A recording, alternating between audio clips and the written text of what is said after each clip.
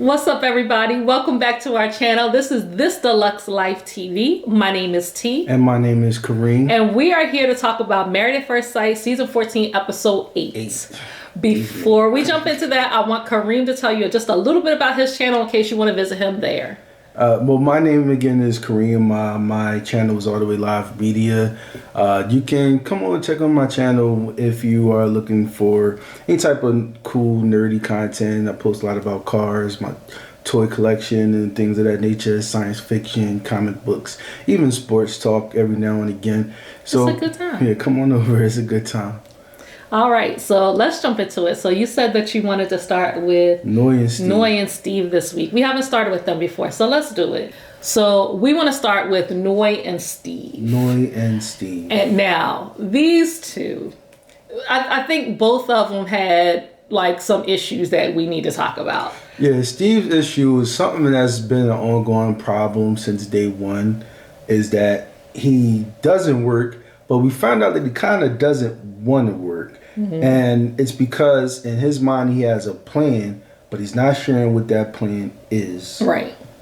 So here's my thing. So I understand what it is to be a freelancer. I understand what it is to want to do meaningful work or work that's meaningful to you, that you are passionate about. And that seems to be where Steve is in life. However, Steve is just like, I want my partner to trust me.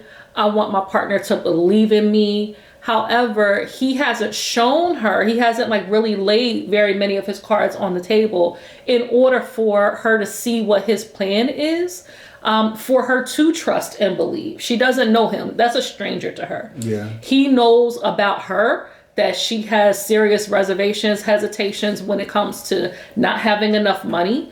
And it feels like the least he can do, since he has said things like, I have savings, I have a plan, I want to develop myself, the very least he could do is articulate the fullness of that plan to her. Yeah, the question is, how much information are you actually sharing with her? Right. And I think your partner deserves some assurances. You know, it might not be in your vision to plan for what you're going to do in case of failure. Like, you may not have a contingency plan, but you know what? You need one. Like, you know what I'm saying? Especially if you want to make sure that the person that you're with, who is a stranger to you also, is going to trust you. And I think that goes back to like him having a vast network of people that he can reach out to for work in his previous field. So even though like he doesn't really want to be in that field, to your point, that's an appropriate contingency plan that he does have and that he could let her know about. Yeah, let her know that there are options available, because, you know, that would end a lot of the angst that she has. But not just that, at least not to me, because I feel like the plan for what does even success look like? You know, like, what is that plan? So he's saying that he has savings, but he's not saying how long that savings might carry him. You know, like, so Steve, how long you doing this? How long do you have savings that will cover you? Are you saying, you know, for the next year, 2 year, I'm not really worried about, you know, the money aspect. I can pick up stuff here and there, but for the most part, my savings will cover my basic living expenses if they stay at the level where they are now.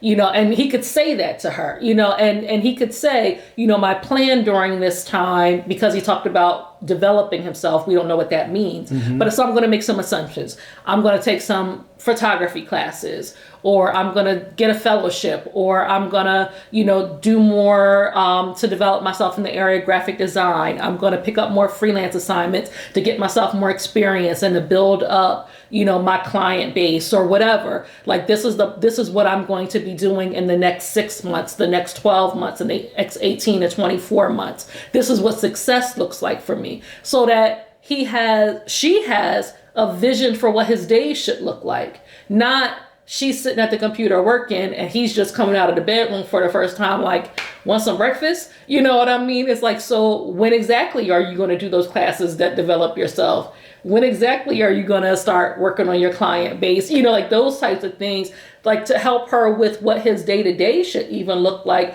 rather than I'm just floating until until when? Till like you don't need money at the moment? Like, I don't get it. Nah, me neither. So we also know that Noy is of the passive aggressive persuasion. So she and Steve had, a disagreement about who's cooking, how the cooking's happening, et cetera, et cetera. He was upset about her not putting his noodles on, even though she said she was going to cook. Then she didn't check his noodles. He was upset about that. And he said something to her. She was upset that he said something, and she decided she was going to peace out. That's the bottom line of that, which I think is the silliest thing. But even if you decide you're going to leave and go for a walk, you don't leave and go for a night. She went home. She went home. She packed up the dog. She packed a little bag. She had a coat and a book bag on, and probably another bag or so. I think she was like, "Yo, I'm gonna head out." You know what I mean? Like, she really did just pretty much ghost him overnight. Didn't say anything, no communication, just, I'm going. And he tried to communicate with her. He tried to talk to her, text or whatever, call. Tried to give her some time, was spacing the contact attempts so he's not like crowding her or anything like that. So he's trying to be mature about the situation. Mm-hmm. However, even if you've only known this person for a week, that person is still your significant other. You are going to panic a little bit. You know what I mean? Yeah. Like, you are going to be worried. I can say that. And I think he did the good husband thing, in check-in. So she goes to her apartment and stays overnight. Mm-hmm.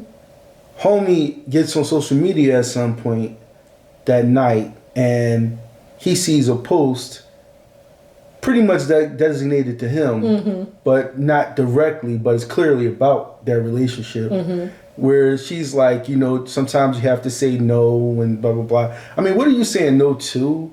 Like, what is he really asking of you? Except for, be cool with the fact that he's not working, I guess. But that wasn't the argument that y'all just had. Right. I think a lot of things, I think she's going to be uneasy because of that. Like, that's the first thing she's uneasy with. Mm-hmm. So that's the foundation that everything is standing on. Yeah. So then when he goes and he pretty much interrupts her plan of her doing something that she wanted to do, her passive aggressiveness kicks in, and she decides that now she's going to leave. She's not going to talk to him because she wants him to probably feel. Yeah, she's going to make him pay. She wants to make him pay emotionally.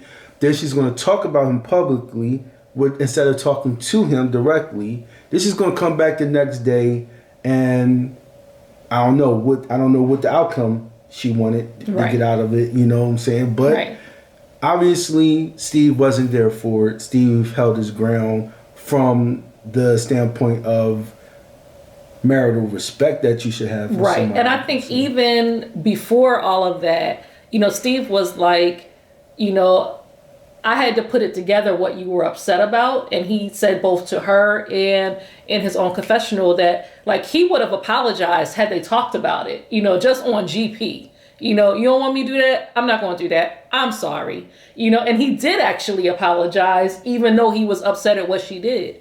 But, I liked that he's really stood up for what he feels like respect should look like. And I think what he shared was very healthy in that what he's looking for is appropriate communication, not just walking out, not, bringing other people into their stuff. Like, let's talk like adults and work it out. And even saying that's what he wants, he like showed her even, and this is what it looks like, because even during that discussion, he was not aggressive or verbally abusive or intimidating or any of those things that sometimes people can be in an argument. He didn't give her any reason to like fear or feel like she was being disrespected, but he did let her know that she wasn't going to disrespect him. Yeah, and you know what? Props to Steve for holding his ground. Mm-hmm. Get that job situation worked out. Buddy. Yeah, for real. Moving on. All right, who we want to talk about next? Michael and Jasmina. All right, Michael and Jasmina. So, according to Jasmina, Pastor Cal ripped them a new one. And they seem to have come out on the other side better for that. Yeah. I think it was an eye opener kind of conversation. I think for Michael, and because he really was like off last week, and nobody understands why. Like, I don't understand why he decided to lie. Jasmina did not bring up the obvious lies that he was having, especially in the conversation with his sister that she had, which I think was respectful of their relationship. Yes, even though everybody's going to see it on TV. Right, but it didn't have to come from her. But it didn't have to come from her. No, he decided to do that on national TV. So. Yeah, so and I appreciate that. I respect that about Jasmina, and her not pretty much airing it out, especially when it comes down to like their friends and family and so on and so forth, and not trying to, because that could easily come off like she's trying to paint him in a negative light, right? And she's backbiting him, etc. And you know what? That's another thing that you don't do to your spouse. Right. Is listen, the issues y'all have, you can kind of talk about some things here and there, but not none of the more intimate details. Like especially in a situation where like she's in a conversation with his sister. Mm-hmm. This is supposed to be a conversation like, how's the relationship going? How's it? You have to be tactful when you speak in that situation. Because you also have to remember that this is her brother that you're talking about, and your husband, and that's what it's intended to be, even though y'all only known each other for a week. In this situation, husband and wife, treat the marriage the way you would treat it, like y'all been together for years. For sure. And, I really appreciate that she did that. I appreciate, like, when... I even appreciated that Michael, like, went to his sister, like, when they each, like, had time with, like, their own individual friends or family. And Michael went to his sister and was just like, hey, we're not, communicating well. This is not a great time right now. What do you think? And his sister, I felt like, gave some really super level-headed advice. I was like, bravo, big sis. And so she said, you don't know Jasmina's past, just like she doesn't know yours. And because you don't know that, you have to understand that she is responding in a way that protects herself. And he was like, but does that mean that she she doesn't trust me to do blah, blah, blah, blah, blah. And she was like, no, she doesn't know you to do X, Y, and Z. Like, it's not that she doesn't trust you. She doesn't know you well enough to trust you. She has to know you to do, whatever you're going to do. Trust comes after that, and I'm glad that, like, she put it to him like that, because, like, he's just coming in expecting, like, trust. But if you're not exhibiting, first of all, trustworthy qualities, and second of all, she doesn't have any previous experience with you to know whether or not what you said after the fact is genuine or not. You know what I mean? Like, what is she going to go off of? So I was really glad that the sister gave him that advice. And that kind of seemed like to be a little light bulb moment for him. And like on the other side, when Jasmina was talking to her friends, like they were, kind of the friend that had been married or engaged for 1,000,000 years, 8 years or something like that.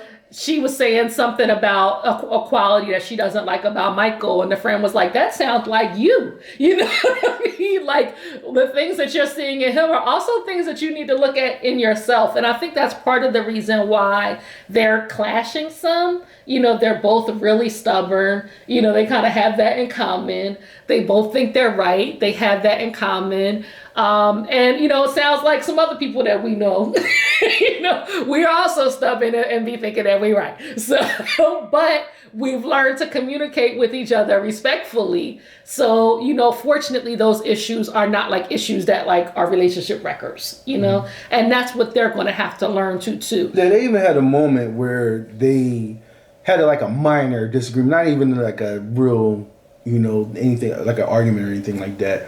I think she has said or did something, and he was like, no, that's not it, or this and that, and they just kind of disagreed on a small topic.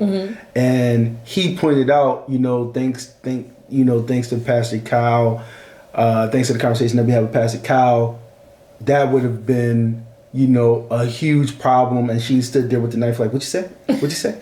And that was a joke. That was a lighthearted moment, acknowledging the troubles that they've had over the past week, but also acknowledging that they've grown and gotten better. Right. They really made a huge stride. And it was kind of like really good to see. Yeah. Because, they always kind of seemed like the couple that you don't know what the problem's going to be, then you find out, and then you're like, okay, how are you going to get past this? Because this is one of those things that's kind of embarrassing to think about. Like, homie blatantly just lied. Not to mention the fact that he caught an attitude out of nowhere, and later found out, looked at the tape and was like, oh, well, no. And you know what I'm saying? Like, so props to them for getting past it. And it's the kind of thing that in real life marriages are made of. Yeah, there are going to be those things that like, what was I thinking when that happened? Why did I do this? Why did I take this attitude? You know what I'm saying? And that's just human relationships in general. Yeah. But when you are married to somebody, there's going to be several of those. Right. So, props to them. Thanks, Pastor Cal. Thanks to the family and friends for kind of giving them wise advice. Yeah. So, moving along, who do we... Let's talk about, let's go ahead and do Chris and what's her face. So I ain't got to say her name. You know her name. Cameo appearances from Chris and Alyssa today. Alyssa, oh boy. Listen here. Can I say something about what's her face? Yeah. So what's her face was lying her face off. You hear me? Her face was like over there. It was so far off. When she sat down and talked to her friend and repainted a whole different masterpiece of a story about what happened between her and Chris, I was like, child, why? Yeah. Why are you lying? I mean, she literally was like, no, I was ready to move forward. She was like, and at no point was I. They always knew where I was and was able to communicate with me. She really, because she was like, did have you and Chris talked about? No, because he did not seem open to those conversations. And, it's a very small resort. He knew where I was at all times. If he wanted to have a conversation with me, he would have had it. And like, literally this man is like begging, like, please talk to me. Talk to me. And it's like they edited it into it. They're so shady. I love how they do that. They spliced in all of the instances not where she's lying about. Some, yeah. There's some. And it's funny because when she was doing the I don't like this, I didn't even realize how often she had done that. Like, I don't like this. I'm walking away. I didn't even realize how often they done that. And when they started spicing those clips in, I almost expected her to do the time that she walked away on the after party show. Like, I was like, just jump to the future.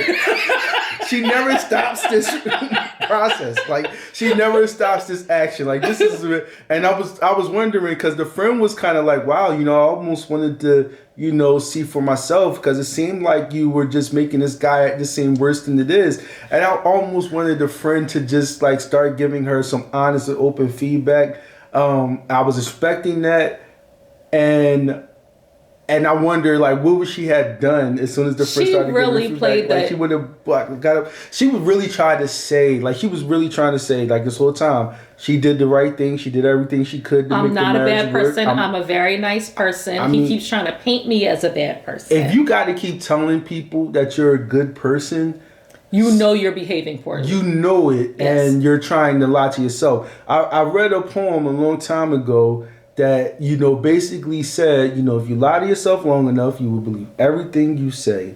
And that is exactly right. She is lying to herself and nobody believes her. Like, nobody's really on her side in this. None of the cast members, none of the girls that she thought that she was going to have.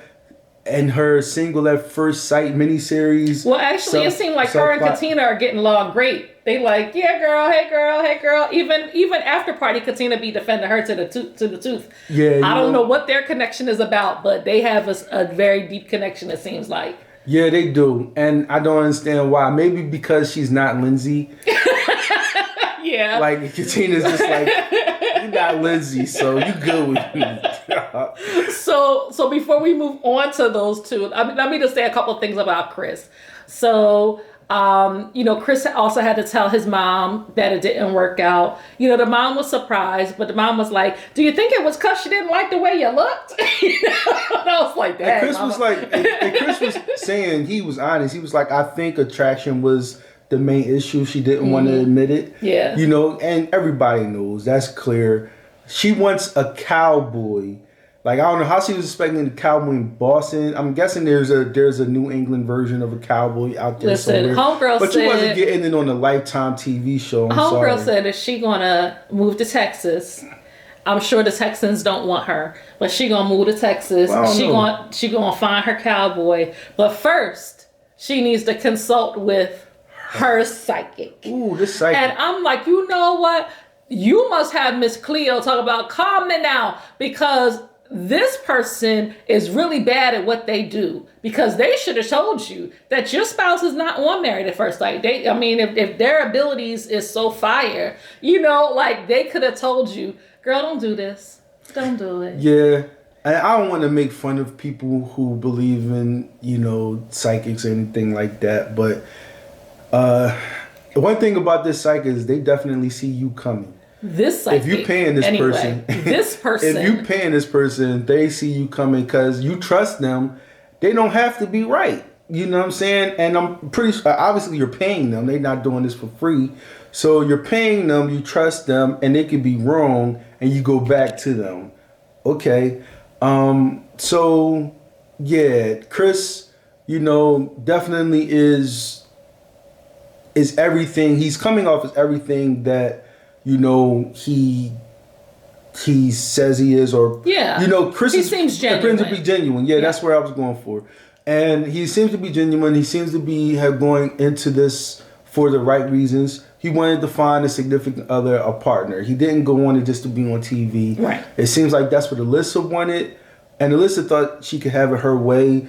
I really do believe that she felt like she could just act a fool and get him to not want to be around, get him to not want to stay on the show, and tell him to stay away from her. But she'll be on TV. She'll get to hang out with the girls, live in an apartment, do all the things, except for be married. And honestly, I don't even know if it was about being on TV. What I do think it was about, she couldn't get out of that contract, and so since she couldn't get out of that contract, she was like, at least I can make the best of it with the apartment and hanging out and da-da-da-da. I don't think it was necessarily, I want to be on TV, I want to keep filming. I think she wanted to be. Do you think so? Because from the very beginning, the rumors were going around about how they had to go sign their marriage license after the wedding, like the next day or something like that. And she was on the phone with her lawyer, can I break this contract? And, it really is like an ironclad contract unless you're trying to pay a whole bunch of money.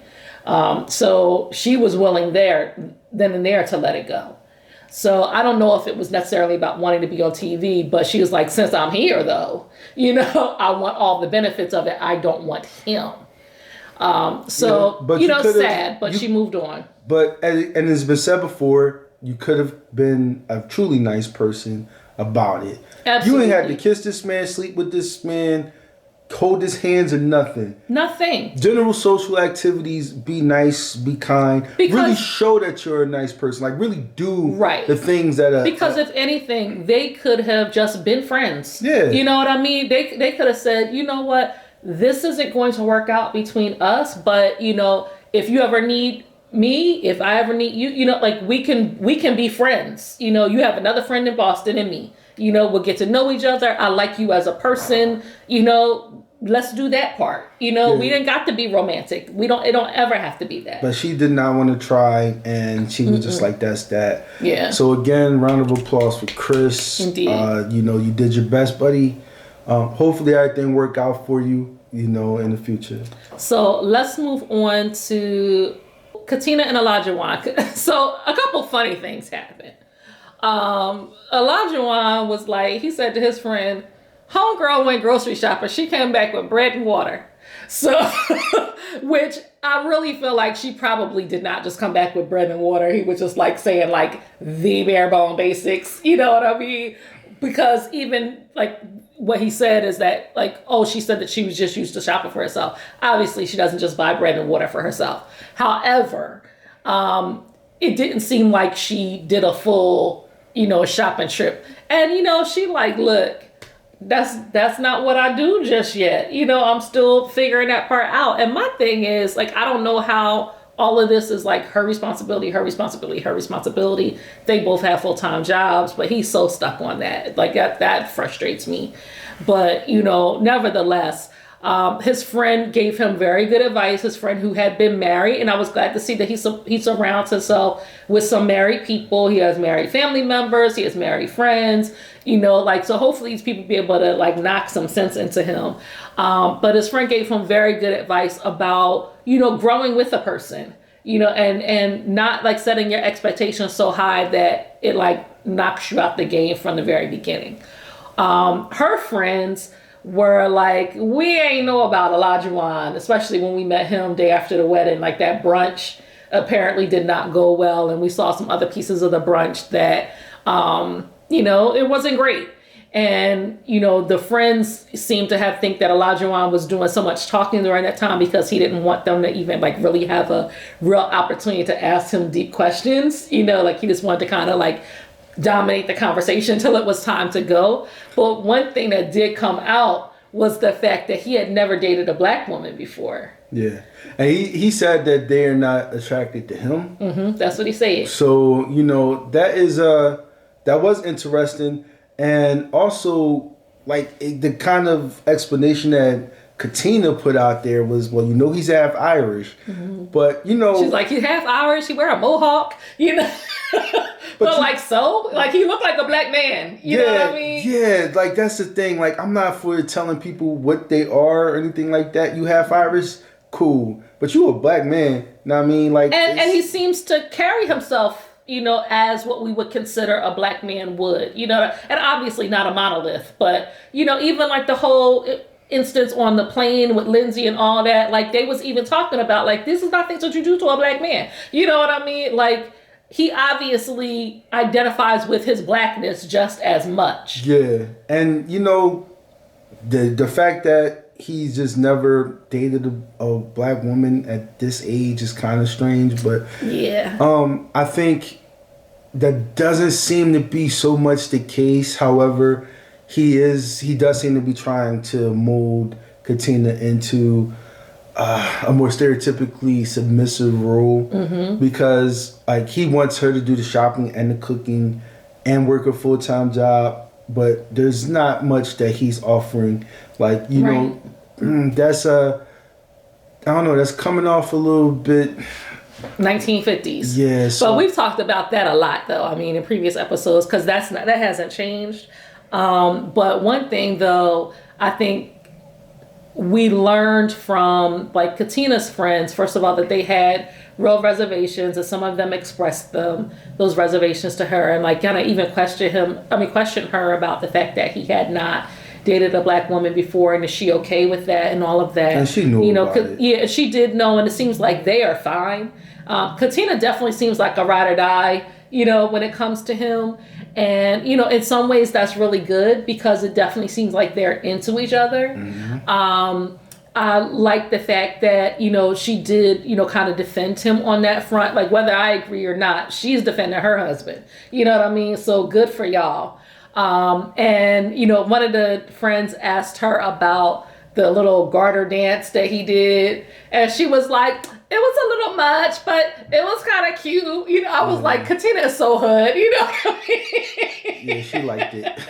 She liked it a lot. She was like, it was kind of cute, though. It was a little much, but it's kind of cute. Like, yeah, okay, it was a little much, but it's for her. And if she liked it, she said she liked it. She said she did. So we gotta believe that she likes it. Absolutely. So, good for them. Other pieces that I was just kind of like, I don't know about this. Like when he shared with his friend that they had not been intimate yet. And a friend was kind of surprised because he knows who, Olajuwon used to be or whatever. Or Isaac. Right. Yeah. And he was like, so what you're saying is I should just go ahead and do that and change her life. I was like, sir.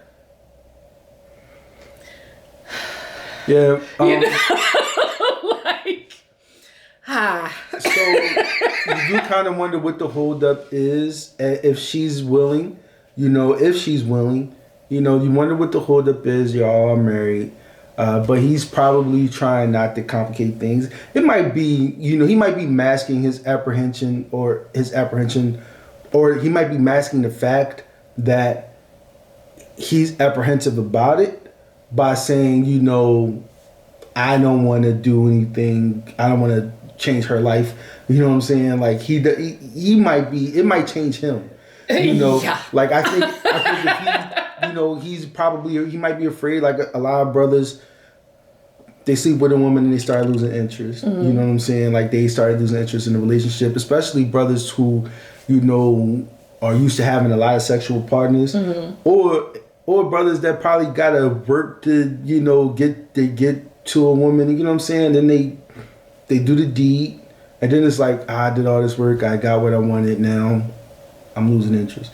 It happens, and it probably happens with women too. But I think that's what's happening with Olajuwon. Maybe. So I'm just kind of like this whole change your life business. I'm just like, dude, hey, I doubt it. Okay. But okay. I mean, whatever. It's like usually when people are braggadocious like that, they not what they think they are. But okay.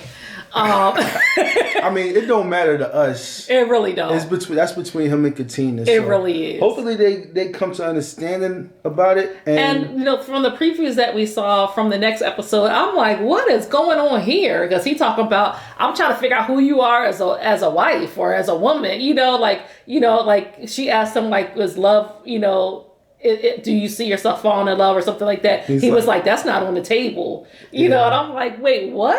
Yeah, but I did notice the jump cut there. So I don't know what they cut out. So we don't know. I'm not going to assume the full context of. If you're saying, though, that love is not on the table, you know what I'm saying? Like, he said those words all in a row. Yeah. So, like, it doesn't matter. I still want to see what the context was.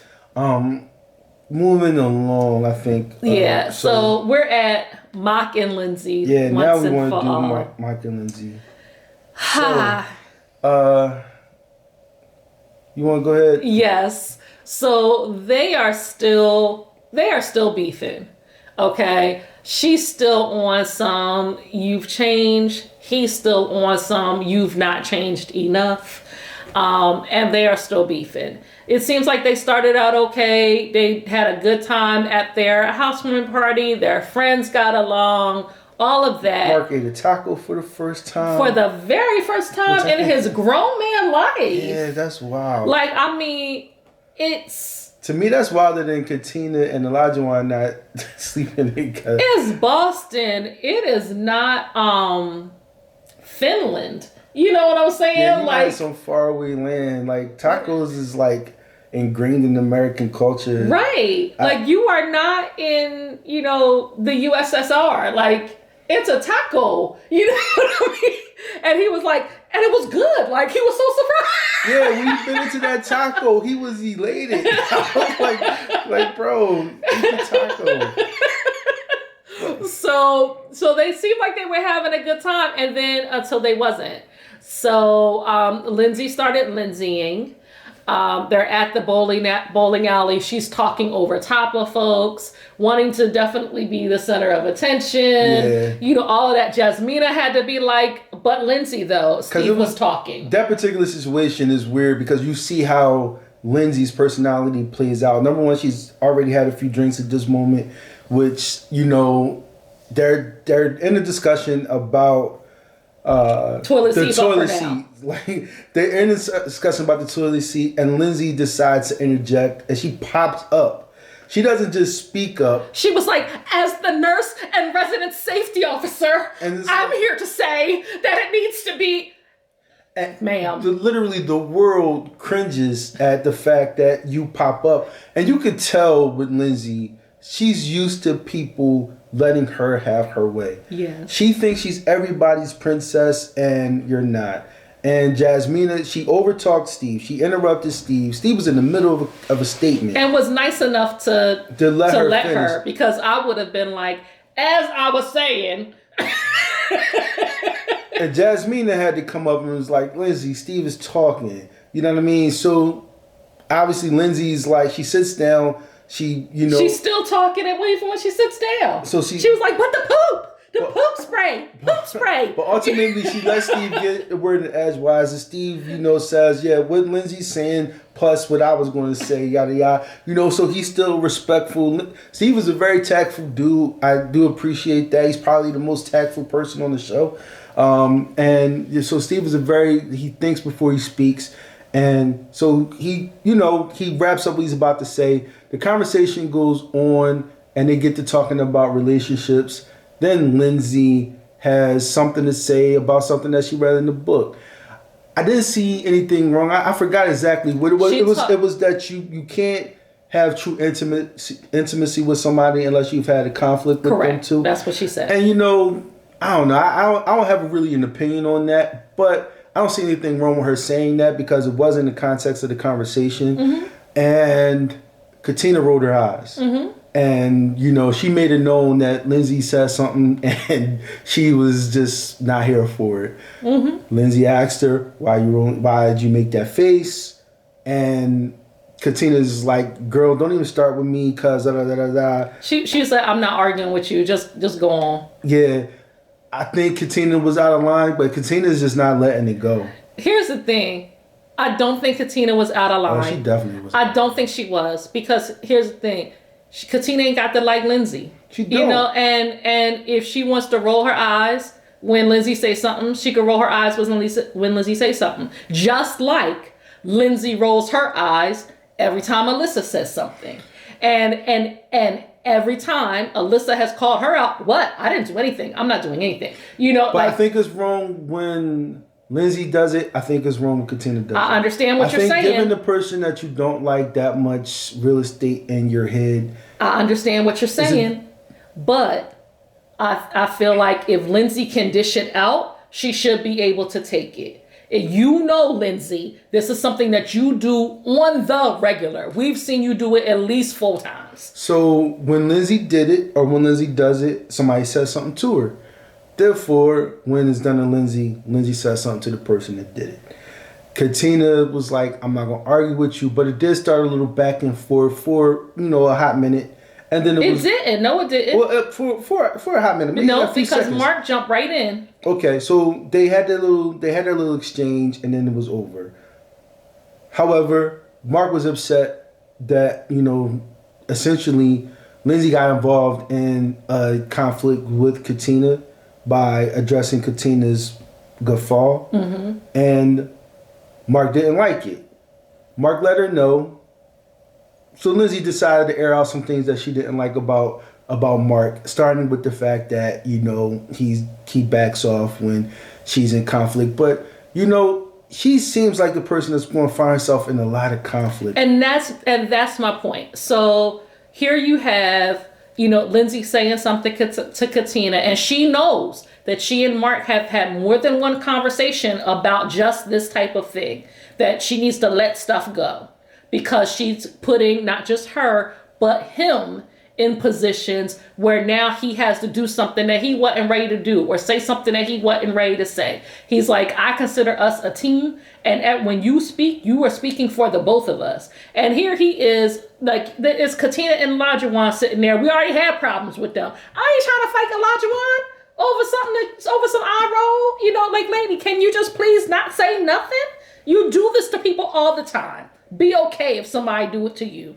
And then she wasn't, and then said something, and now here's Mark feeling uncomfortable yet again, and he's already let her know that when you do that, this is what it does to me. And she doesn't want to hear that. Instead, she wants to look at it as, Mark's not defending me, Mark's not being there for me, I was being there for him, I put on the hazmat suit, da da da da. Yeah. Like, yeah, but he's about to get his butt kicked, though. This isn't putting on the hazmat suit. This is actual confrontation. Exactly. Like, and I get I appreciate the fact that she has really held him down when it came down to his situations. She's been accepting of it. She has been really there for him. She has. I think he should do more to appreciate that. I think, but being willing to get into petty fights or arguments with her, I think that's asking a lot more from a different perspective.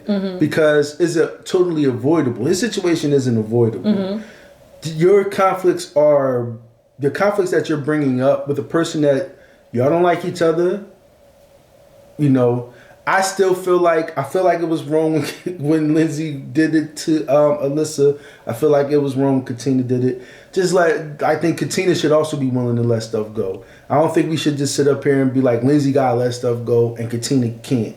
I'm just saying an eye roll is an eye roll. You know what I mean? Like I'm not trying to police people's eyes. I don't care that much. And neither of them should care that much. I'm saying that Katina, is equally wrong here. You know what I mean? Like she is. And I don't understand how that's, not obvious, but so be it. Don't let that person occupy that much real estate in your mind space and just move on. However, Lindsay, to the point, Lindsay essentially blew up at Mark. Yeah. And she let us know that she's a mean drunk. And her father has said this. And she kind of, Mark is on the steps with Chris. They cut back and forth between Mark having a conversation with Chris about how he feels like she's constantly putting us in this situation. And now I got to be the one to get us out of it.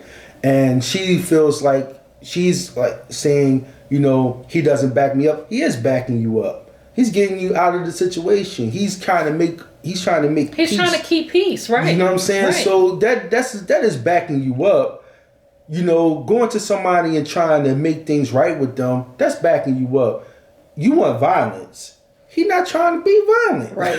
He's not trying to be violent. First of all, y'all barely know each other, but he's not a confrontational person, and he has a right to be that way. He doesn't have to be, you insulted Lindsay, now we must battle. Like that's and just like Pastor Cal said, she doesn't give him room to disagree with her.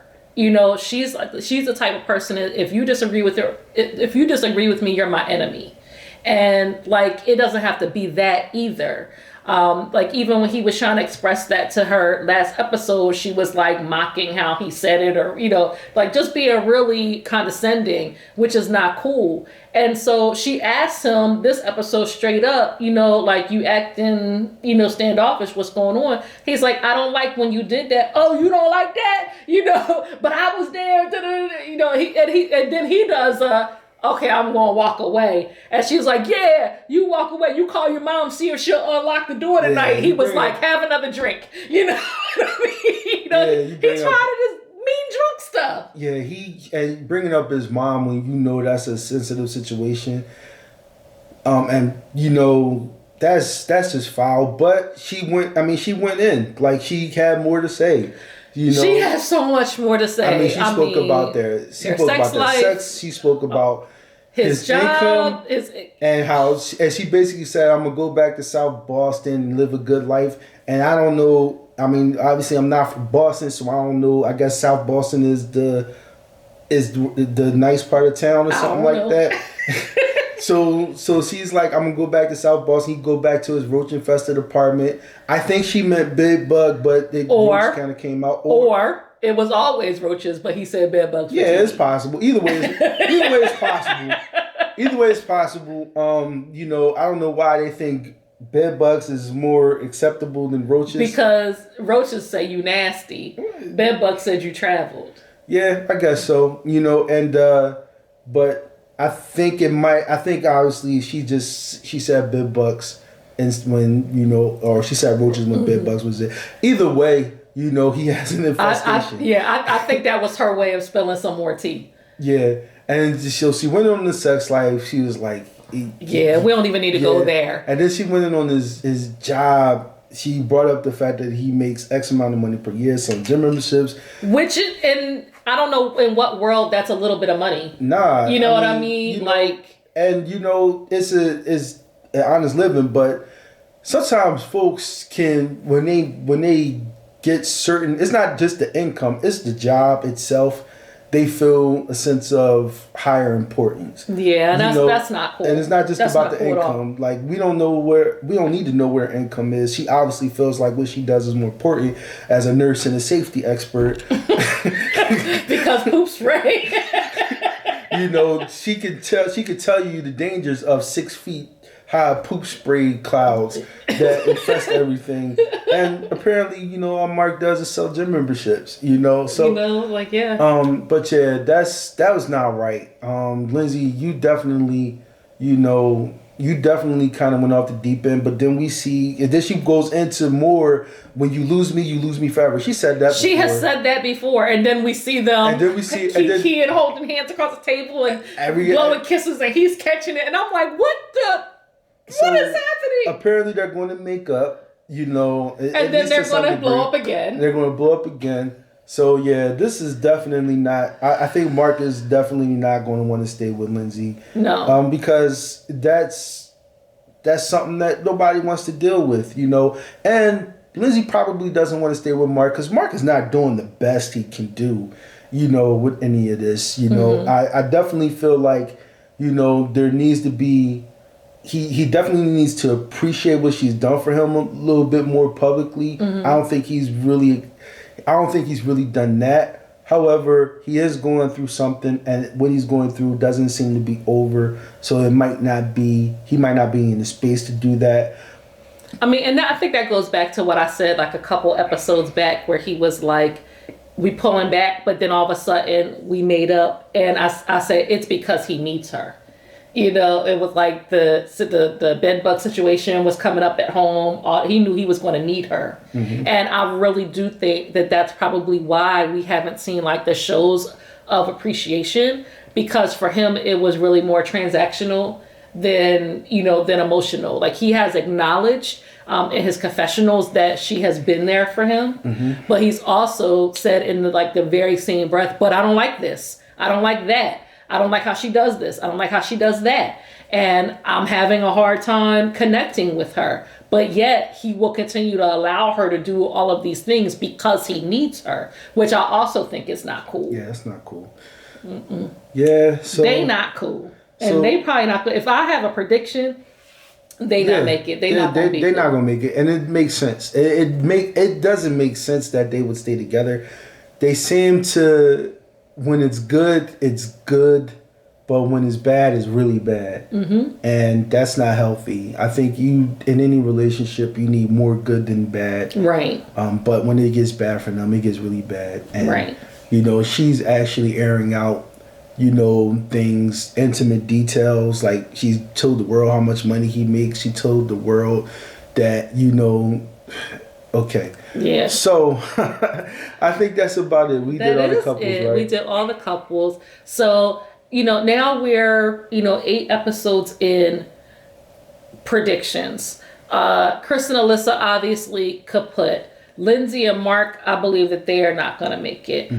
Katina and Olajuwon, I think they do make it. Yeah, I think they make it because Katina seems to be as committed to the relationship as a lot. They seem to have equal levels of commitment. I don't know about equal based on what we see coming up in the next episode, but hopefully that's just a blip. But I think that Olajuwon's thing is say one thing and do the other. Like because we know, like when he was testing her when they were doing the horse riding. And he says, when they were in the gym, and he was like, I needed to see how far I can push her before she pushed back, and when she pushed back. But he's disrespecting her in that process. He is, which is not a show of love at all. But she seems to be there, and like she seems to be there for the relationship. Yeah. Like she's riding for him, she's holding him down. But hopefully that doesn't mean that she accepts any type of emotional abuse. But she's not. Like that's the thing. She will fight him back when she feels like he's going too far.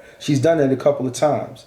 And so I think that they are going to put into the relationship. I think at the end of the show, they're going to stay together. We don't know, of course, how long the relationship is going to last after the show.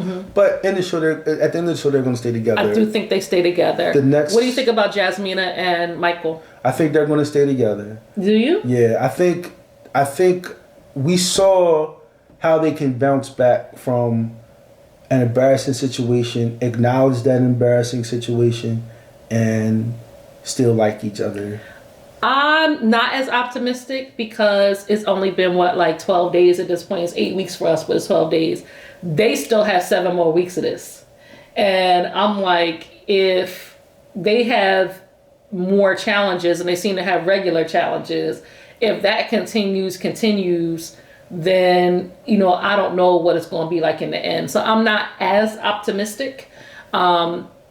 I don't know though. I mean, I have a question mark when it comes to them. So Kareem says yes. I think, yeah. When it comes to Noy and Steve, I think they're not making it. They're not going to make it. I don't think it works for either one of them. And I think Steve doesn't need to be married. Noy's passive aggression. Unfortunately, it's normal for people to be passive aggressive even in marriages. It does show a real lack of maturity though. Even in long lasting marriages, I think that's something that you should work on and acknowledge. I don't think she has. However, Steve's issue with the job, I don't think Steve needs to be married. Right. It's just that simple. And you deserve love, you deserve everything that comes with being in a marriage when you're ready. Right. I don't think he's ready. He doesn't want a spouse. Like what Steve really needs, he wants companionship. He doesn't want somebody to be accountable to. So it's like, Steve, why don't you go get a dog? Y'all can travel. You know what I mean? Like, yeah. You'll be cool with because you'll have the companionship that you want. Or, okay, you don't want a dog, you don't want to pick up poop. Get a cat. So, litter box, something, a chinchilla, something. But in Steve's case, he needs somebody that's going to be okay with his desire to just step out of the work world and, just go where the road takes him. And that's not Noy. And I think it's even more than that. I think he doesn't want to be accountable to anyone. He wants somebody that's not going to hold him accountable. Right. And so that's not Noy. You might find a woman out there. I'm sure. That's cool. Oh, I'm sure. There are plenty of people that live in that type of relationship. That's not something I would want, but there are plenty of people that do that. And I don't think that's healthy. I don't think Steve is going to deal with or going to want to deal with long term her passive aggressive behavior. So yeah, that's definitely a no go. So I think out of all of them, I think Katina and Olajuwon and Jasmina and Michael, they're the only ones that are going to make it. Okay. So it's going to be, we're looking at 4 out of 6 couples. There were 5 couples. 4 out of 5 couples. Yeah, are. The only people I'm confident, or not even confident in. 2 out of 5 couples. The only people I'm betting on is Katina and Olajuwon. And the only reason why I'm so strong on them is because the after party, she called him. And I know the after party is filmed after the actual episodes and the way he answered the phone. So that says to me that we're at least still together at that point. So, beyond that, I don't know if any of them should be together, but we'll find out. We still got 18 more episodes. Really? They be on some long seasons, yes indeed. 18 more 2 hours. They be on some. Goodness gracious. We gonna draw this out and get all this advertising revenue. Okay. All right. So thank you guys. Thank you for tuning in with us. Give us a like, a subscribe, jump in the comments. Let us know what you think, what we have to say. Give us your hot takes when it comes to these couples. We'd love to hear from you and interact with you. Talk to you soon. Bye. Peace out.